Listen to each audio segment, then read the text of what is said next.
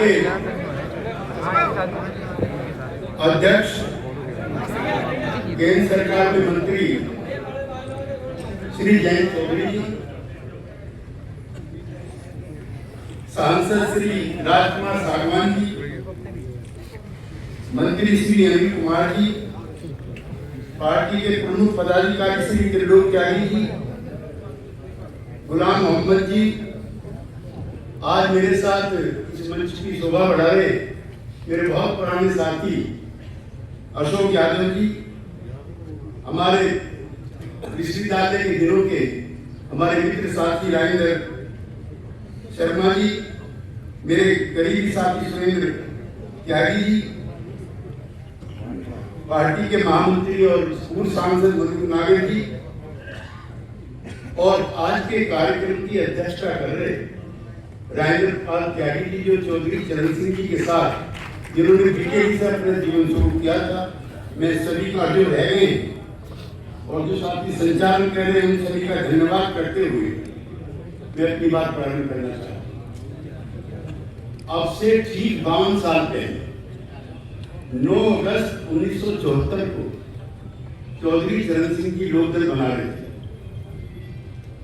अब यशवीर जी और त्रिलोक जी रहे हो आज, बाकी उस समय थे लोकदल में भी शायद कम लोग, मैं उस मंच पर उनके साथ विराजमान था। चौधरी साहब के साथ कौन कौन थे? 5 बार के मुख्यमंत्री रहे नवीन बिजू पटनायक उनके उपाध्यक्ष, महारानी जयपुर गायत्री देवी और पीलू मोदी उनके जनरल सेक्रेटरी, रवि राय, राजनारायण जी, कर्पूरी ठाकुर जी, चौधरी देवीलाल जी, कुंभाराम आर्य जी, चांदराम जी, ये उनके पदाधिकारी थे। मैं आज ये कहना चाहता हूं कि मैं दोनों सदनों का सदस्य रह चुका हूं चौधरी चरण सिंह जी की बदौलत। तो मैं अब एमएलए एमपी बनने के लिए नहीं, जयंत चौधरी जी को चौधरी चरण सिंह जी जैसा देखने के लिए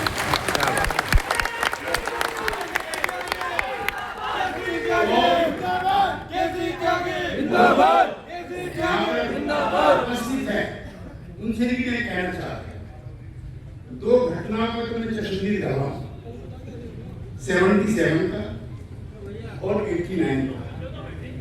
सबसे ज्यादा एमपी जनता पार्टी में 100+ चौधरी चरण सिंह जी के जीत करके आए। मुरारजी भाई के 23 या 24 एमपी, जनसंघ वाले घटक अटल जी का था उसके 70-75।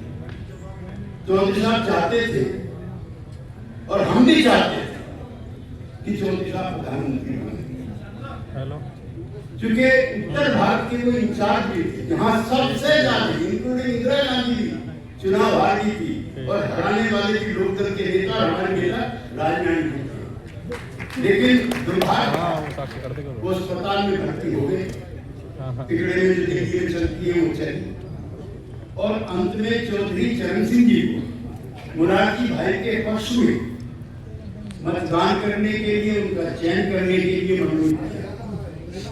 मैं कहना चाहता हूँ ऐसे दिन आए जब जयंत चौधरी जी के हाथों से भी अगला प्रधानमंत्री का मनोनीत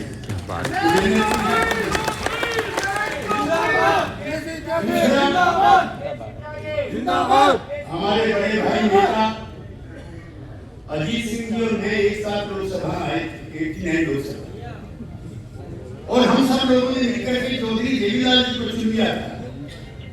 कर्नाटक भवन में बीजू पटनायक समय थे।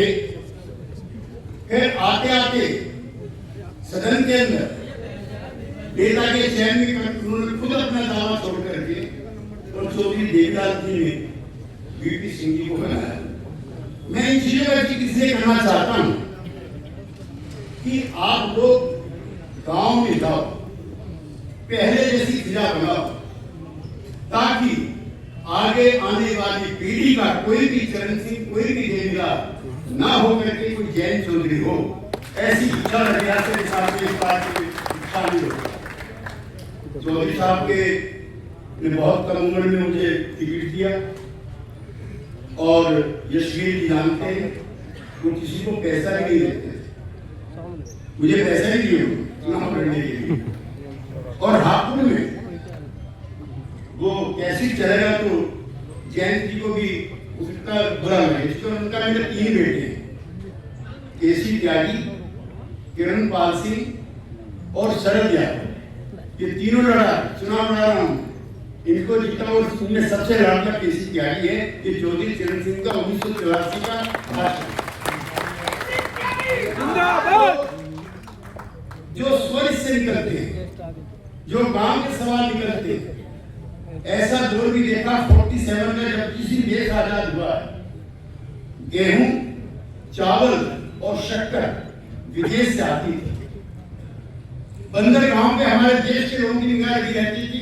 अगर 2 दिन भी बंदरगाह पे जहाज लेट हो गया तो देश में भुखमरी जैसे हालत पैदा हो जाती। कोई भाव तय करने वाले 99% आदमी यहाँ पे गांव के हैं। आरती का आदमी आकर के खलियान भी क्या करता था कि आज क्या भाव मिलेगा गेहूं का, आज क्या भाव मिलेगा गन्ने का, आज क्या भाव मिलेगा गोल्ड का। चौधरी चरण सिंह की ना होते तो ये एमएसपी ना हो, जिसे मिनिमम सपोर्ट प्राइस है, ये उन्होंने दिलवाई है। और जो एमएसपी पे जो दाम तय होगा उसी पर सरकार को खरीदना पड़ेगा। और पूंजीपतियों को भी ये काम जयंत चौधरी जी के लिए सौंपा जाएगा। सरकार जो दाम तय कर दे वही दाम किसान को मिलना चाहिए जो अब नहीं मिलता। एमआरपी, इसकी भी एमआरपी है, इसकी भी एमआरपी है। आधा पैसा कम से जो सरकार ने तय की एमआरपी उससे कम पे नहीं मिलता। तो हमारी जयंत जी से विचार ये इच्छा तब पूरी होगी जब इनकी आवाज में इतना दम हो, इतनी ताकतवर आवाज हो कि इनका एक बयान जाए और अगले दिन से एमएसपी मिलनी शुरू हो। ये ताकत आप हो। इसलिए जो परिस्थितियां आज पैदा हुई है, मेरे 12 अध्यक्ष रह चुके और मैं सबका महामंत्री रहा हूँ, प्रधानमंत्री रहा हूँ। चौधरी चरण सिंह 1, चंद्रशेखर 2, राजनारायण जी 3, कर्पूरी ठाकुर 4, बहुगुणा जी 5, देवीलाल जी 6, वीपी सिंह जी 7, एसआर डोई 8, मुलायम सिंह यादव 9, जॉर्ज फर्नांडिस 10, शरद यादव 11, नीतीश कुमार 12 और जयंत चौधरी 13। सौभाग्य मुझे मिला और मैं चाहता हूं अपने लोकदल के साथियों नंबर 30 नंबर मैं कहने चाहता हूं कि मैं पहली बार चुनाव लड़ रहा था लोकसभा और मैं उन लोगों से कहना चाहता हूं कि किसान मोर्चे में सक्रिय रहते हैं। चौधरी चरण सिंह जी को हम लोगों ने भी ठीक से नहीं समझा। जानते हैं जिस साल में चुनाव लड़ा 1984 में, अब से 42 साल पहले, उनकी पार्टी का नाम था दलित मजदूर किसान पार्टी। वो खाली किसान की पार्टी,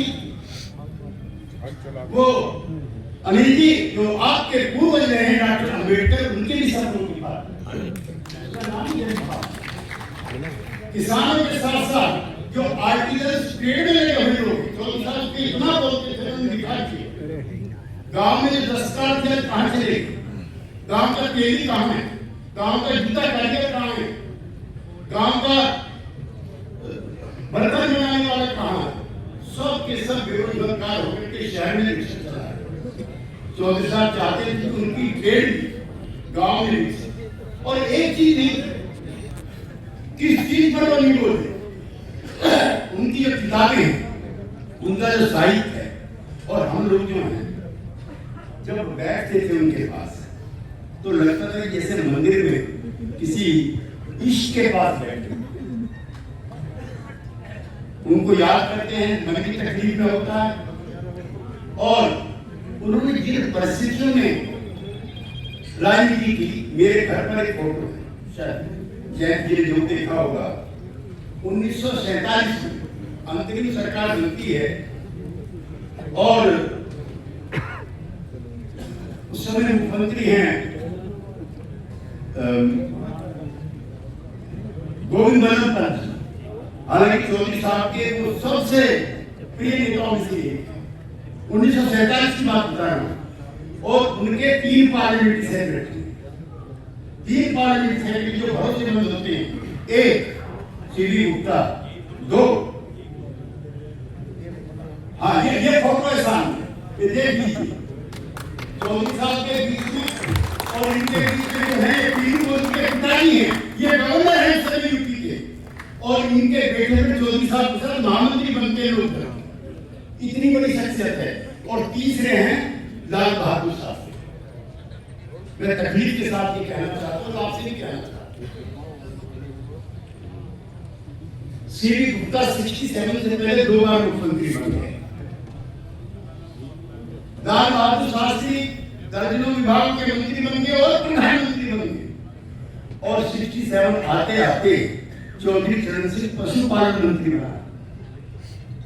इसलिए आपके सवाल के लिए और 67 में जब उन्होंने कांग्रेस छोड़ी है तो इसी दुख के साथ छोड़ी। ये फोटो गवाह है इतिहास का, ये तीनों फोटो इसमें। तो चौधरी साहब का ये कहना 1952 में जब पहली योजना बनी तो गांव के लिए, खेत के लिए, कृषि के लिए 35% का बजट आरक्षित होता है, 35%, और औद्योगिक के लिए 15%। 1962 आते आते कृषि के लिए हो जाता है 15% और उद्योग के लिए हो जाता है 33%। चौधरी साहब इसके लिए सवाल उठाते हैं क्यों? और यही कारण है कि पंडित जवाहरलाल नेहरू की वो आंखों में कसक थी, लेकिन हमें पसंद है कि गांव के और हमारे जिले के, मेरी जिले के किसान के बेटे ने देश के सबसे ताकतवर नेता जवाहरलाल की आंखों में आग डाल के वार्तालाप की। ये हौसला तो आपको है। प्राथमिकताएं बदलने लगी चौधरी साहब के आने के बाद। ये बदलने जो पिछड़े समाज के लोग यहाँ बैठे हैं, अशोक यादव जी, उनसे भी मैं कहना चाहता, और जो अति पिछड़े समाज के लोग हैं उनसे भी मैं कहना चाहता, भारतीय राजनीति का जो वर्ग चरित्र है, क्लास कैरेक्टर है, वो चौधरी चरण सिंह की एमरजेंस के बाद बदला। मैं किसी जाति जिसका नाम लेकर के किसी को तकलीफ नहीं देना चाहता, लेकिन चौधरी साहब जब कुछ बनाने लायक होते हैं तो यूपी में रामनरेश यादव बनते, बिहार में नाई के परिवार में, सैनिक परिवार में पैदा होकर कर्पूरी ठाकुर बनते, हरियाणा में किसान का बेटा चौधरी देवीलाल बनता है, पिछड़ी जाति का नेता नीलमणि राव उड़ीसा में बनता है, सामने खड़े घटना है बनता है। और भैरव सिंह शेखावत, ये शायद कम लोगों की जानकारी में है, उस दिन लोक दल के जाते एमएलए थे जनसंघ से, क्योंकि स्वतंत्र पार्टी में सबसे बड़ी पार्टी हुआ करती थी। भैरव सिंह शेखावत की चौधरी चरण सिंह की वजह से बनी। मैं चाहता हूं एक दौर ऐसा आ जाए कि आपके बगैर इन राज्यों में कोई मुख्यमंत्री ना बनता। और पिछड़ी जाति के मैं चुनौती के साथ कहना चाहता हूं, पिछड़ी जाति के, अति पिछड़ी जातियों के जितने एमपी 77 में जीत कर आए उतने अशोक की कमेटी जीत कर। चौधरी साहब ने transformation of the class society किया। एक तो जगह के नाम पे आके आजमगढ़ से चौधरी साहब के आने से पहले कभी कोई यादव एमपी नहीं बना, जहां पर 35-40% आबादी यादव। हमारे जैसे लोग और यहाँ पे काफी आए हुए पश्चिमी यूपी के किसान जाते हैं। अब चौधरी साहब ने कोई और आरोप करता नहीं, भ्रष्टाचार का अंत नहीं करता, धन संग्रह का अंत नहीं करता, परिवार का अंत नहीं करता, किसी चीज का कहा एक जाति विशेष के नेता है ये कहकर के आरोप करता है। मुझे प्रसन्नता है कि ये बना करके यहाँ पे अखिलेश समाज के काफी नेता यहाँ आए। मैं इनको बताना चाहता हूँ यही आपकी बात है, इसने ही आपको प्रतिनिधित्व दिया है। सहारनपुर का एमपी मुस्लिम, केरल का एमपी मुस्लिम, मुजफ्फरनगर का एमपी मुस्लिम, गाजियाबाद का एमपी मुस्लिम, बुलंदशहर का एमपी मुस्लिम, मुरादाबाद का एमपी मुस्लिम, संभल का एमपी मुस्लिम, बरेली का एमपी मुस्लिम। आजादी के बाद देश की किसी भी पार्टी ने इतने मुसलमान का एमपी नहीं बनाया जितना चौधरी चरण सिंह। इसलिए मैं आपको बस कहना चाहता हूँ, आपकी पार्टी यही पार्टी है, वो आप किसान के हिस्से, इन्हीं के जैन चौधरी के पुरखों ने आपको रोका था पाकिस्तान जाने। पश्चिमी यूपी में जितनी भी किसान जाति के लोग मुसलमान बने थे, चाहे त्यागी थे या जाट थे या ठाकुर थे या मुल्क नागरिक की बिरादरी के थे, जब ये गांव से जा रहे थे पाकिस्तान के लिए, तो जैन चौधरी जी के हमारे पुरखों ने मिलकर के कहा था नहीं आप यही रहो, ये भाईचारा बना रखो, हम गारंटी लेते हैं, हम जिम्मेदारी लेते हैं, इसी शान सूत्र के साथ रहोगे जैसे हिंदू भाई रहते, और ये भाईचारा चौधरी चरण सिंह ने करा है।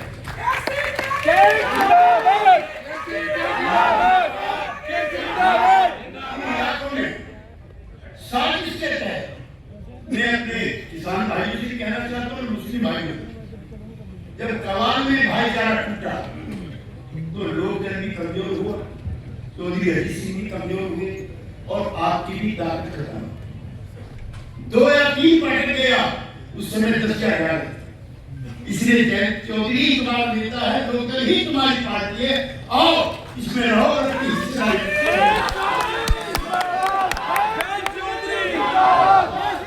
ये भाईचारा सिर्फ और सिर्फ लोग दल कर सकता है, लोग दल के लोग कर सकते हैं, किसान जातियों के लोग कर सकते हैं। और हम आपको यकीन दिलाते हैं कि जैन चौधरी के नेतृत्व में किसी किस्म का कोई भेदभाव किसी के साथ नहीं होगा। कि डॉक्टर अम्बेडकर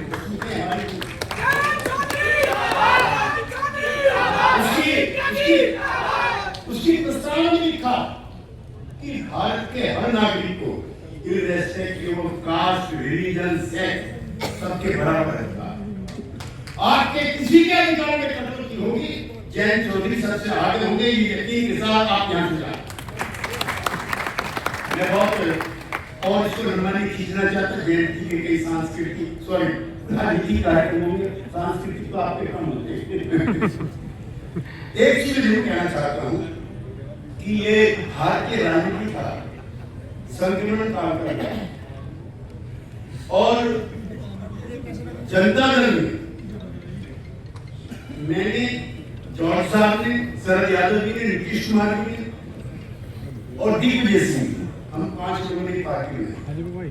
एक चीज और जान, जितनी भी पार्टियां हैं उनकी सबकी जन्मी लोकदल है, सबका नेता चौधरी चरण सिंह। हरियाणा में 3 लोकदल है, कौन था नेता? उड़ीसा में बीजेडी है, बीजेपी जनता दल, कौन था नेता? बिहार में 4 पार्टी, रामविलास की है, दानू की है, नीतीश की है, मांझी की है, कौन था नेता? उत्तर प्रदेश में 3 पार्टी है, मुलायम सिंह जी की है, जैन जी का लोकदल है और अनुप्रिया पटेल की पार्टी, उसके पिताश्री भी, सबका नेता कौन, सबकी पार्टी कौन? तो ये ताकत किया, ये चल रहा था।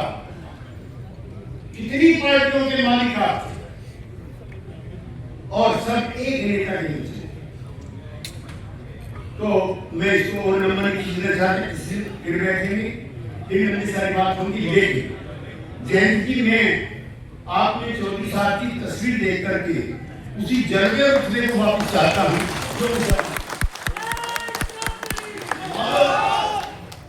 जो बचे हुए हमारे अनुभव समय, वो आपको बढ़ाने में, आपकी ताकत बढ़ाने में इस्तेमाल हो। और मैं बहुत नम्र भाव से कहना चाहता हूँ, इसको अनुमान दीजिए, मैं चौधरी चरण सिंह का पार्टी का जनरल सेक्रेटरी, मैं देवीलाल जी का सब लोग कर रहा, मुझे कोई पदवी नहीं चाहिए, कोई प्रतिष्ठा नहीं चाहिए। मुझे चौधरी साहब ने जो पद और प्रतिष्ठा दी, उसके सामने कोई पद और प्रतिष्ठा नहीं।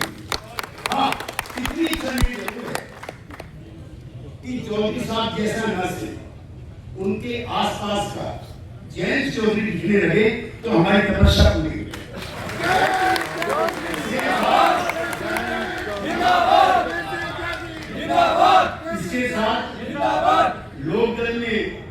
आने वालों की मेरे पास लंबी फहरिस्त आई, जिसमें अशोक यादव जी के अलावा कई एक्स MLA हैं, एक्स MP हैं, एक्स मिनिस्टर हैं, जिला बोर्ड के चेयरमैन हैं, ब्लॉक प्रमुख हैं, नगर पालिकाओं के अध्यक्ष हैं।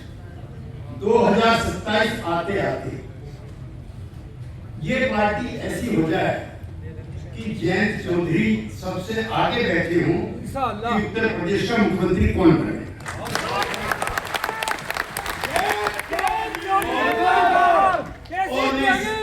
और ने कोई निजी रिश्तों के आधार पर नहीं है, पसीना बहाने वाले, मेहनत करने वाले और अपनी बराबरी की हिस्सेदारी की इच्छा रखने वाले हर आदमी के सपने तभी पूरे होंगे जब जैसे आपके जैसे आदमी का आपको हुकूमत है, सबको न्याय मिलेगा। यहाँ ईद मना के आए हुए लोग वो बेखौफ ईद मनाएंगे, जैसे शिवरात्रि मनाई जाएगी उसी रस्मे जल्दे के साथ ईद का त्योहार।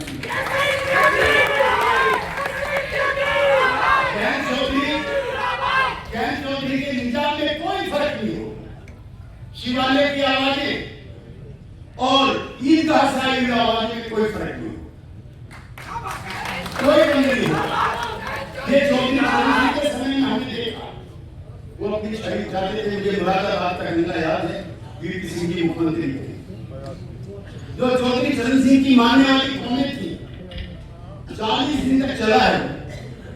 देखिए चौधरी चरण सिंह की जो कौमें थी मानने वाली, उनको जो अपना रहता और रहबर मानती थी, वो डट लेके खड़ी हुई थी, खबरदार अगर बेइंसाफ किसी के साथ। तो इनका आना इसलिए जरूरी है कि जो असमानता है, गैर बराबरी है, इंसाफ की तलाश में जिनकी आंखें पकड़ा गई है, उनको इंसाफ दिलाने का काम ये नेता करेगा। इसकी अपनी बात को समाप्त करना चाहता हूं। और ये घर बात से नहीं, ये तो मैं कहीं भी रहा, आप सब लोग कहा, आप उठा के बताओ जब भी टीवी देखी चौधरी चरण सिंह के अलावा मैंने किसी के सामने सिजदा नहीं, वही सवाल थे, वही किसान के सवाल थे। यहाँ पर चला अभी समय किसान आंदोलन, मेरे से ज्यादा शायद कोई नेता बोला हो किसानों के समर्थन में। इसलिए अब ये पद प्रतिष्ठा माफ करना चाहिए, ये आपके दादा श्री मुझे इतनी दे चुके हैं, मुझे जरूरत नहीं। आपका नेतृत्व चौधरी साहब जो पौधा है लोकदल, इस पे फल आए और वो बहुत फल कोई एक में हम सब समाज के लोग मिलवा के खाए, ऐसा समाज बने। बहुत बहुत धन्यवाद।